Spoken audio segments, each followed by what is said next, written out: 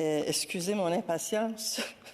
Je suis nerveuse un petit peu par rapport à ce projet de loi-là. Je l'ai déposé en juin. La première lecture là, a eu lieu en juin 2022. Non, en fait, le 4 mai 2022.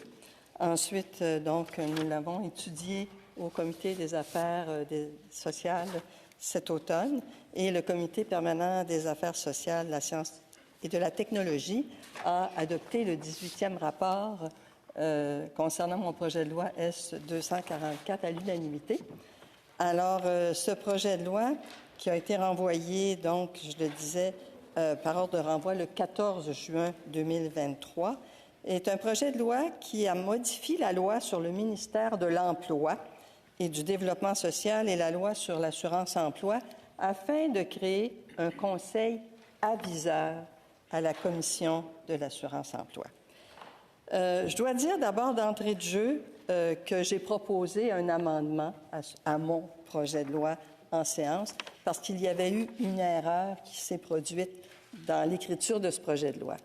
En fait, ce projet de loi a été quand même assez long. Il a été déposé en 2022, mais je travaillais dessus depuis 2019.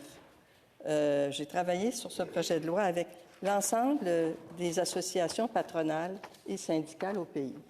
Donc, ont participé à l'écriture de ce projet de loi-là la Chambre de commerce du Canada, la Fédération canadienne de l'entreprise indépendante, le Canadian Business Council, le Conseil du patronat du Québec, les manufacturiers, le Congrès du travail du Canada, Unifor, la FTQ, la CSN, bon, et j'en manque certainement. Nous avons eu plusieurs rencontres et on avait ajouté dans quand on a créé ce conseil aviseur, dans le projet de loi, on avait ajouté un petit bout de phrase qui obligeait la Commission à tenir avec le conseil aviseur au moins 3 réunions par année, parce que sans ça, on peut bien créer un comité, mais jamais le réunir, alors ça ne donne rien.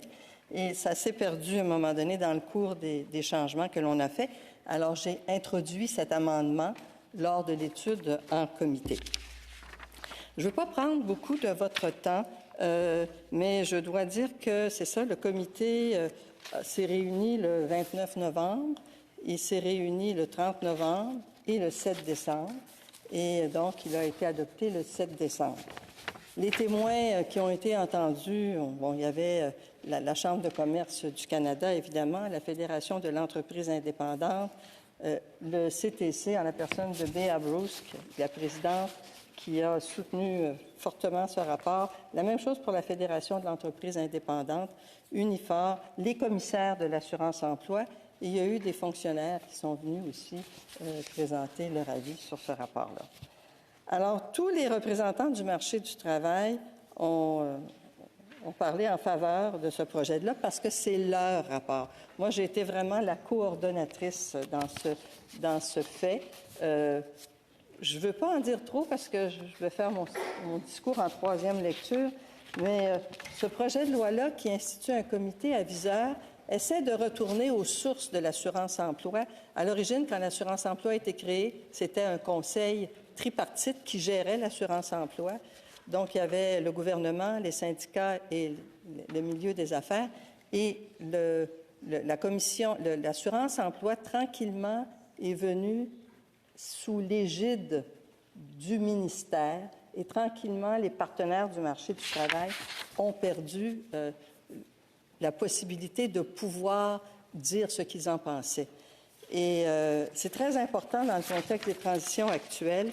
Le régime d'assurance-emploi fait partie des pratiques des ressources humaines au Canada. Et si on veut des bonnes pratiques de ressources humaines qui produisent un emploi durable, un emploi soutenable, un emploi productif aussi, parce que la productivité est dangereusement en baisse au Canada, c'est très important d'avoir les gens du milieu qui puissent donner un avis commun, parce que c'est là qui est la chose fondamentale avec ce projet de loi-là, c'est que ça permettra un avis commun sur certains sujets concernant l'assurance-emploi. En tout cas, je ne veux pas trop en dire, comme je le disais tantôt. Je voulais aussi signifier que ce projet de loi, au fond, il vise à donner une assise au dialogue social entre les partenaires du marché du travail, une assise qui leur permet de se réunir de manière régulière. Dans notre société, quand on vise la prospérité, il faut absolument trouver des solutions gagnantes pour tout le monde, mutuellement avantageuses. Je sais que quand on est parlementaire, souvent, on n'est pas habitué avec ces processus-là, parce que comme parlementaire, on est dans la scène ou dans l'arène du pouvoir. Et donc, ce qu'un parti gagne, l'autre le perd.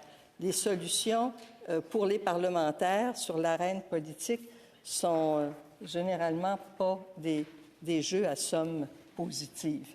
Mais dans la société, par contre, les parlementaires ont le devoir de mettre en place des institutions qui peuvent favoriser les jeux à somme positive. En tout cas, moi, c'est ce que je me suis donné comme mission, comme parlementaire, et c'est ce qui explique le fil de ma vie professionnelle. Alors, sur ce, je demanderai l'adoption du projet de loi, si c'est possible, pour qu'il avance en troisième lecture, pour qu'on puisse... en terminant, je dirais que hier, nous avons tenu une rencontre, et sur mon Twitter, vous allez peut-être pouvoir regarder tous les organismes qui étaient là. Perrin Beatty était là de la Chambre de communes, Béa Bruce du Congrès du travail. Outre les organisations que j'ai mentionnées tantôt, il y avait également toutes les Canadian Building Trades, Home Builders et les syndicats de ce secteur, ainsi que aussi des associations sectorielles importantes. Alors, j'espère pouvoir vous en parler davantage rapidement en troisième lecture. Tous ces gens-là, hier, m'ont dit, nous espérons le passage rapide de ce projet de loi.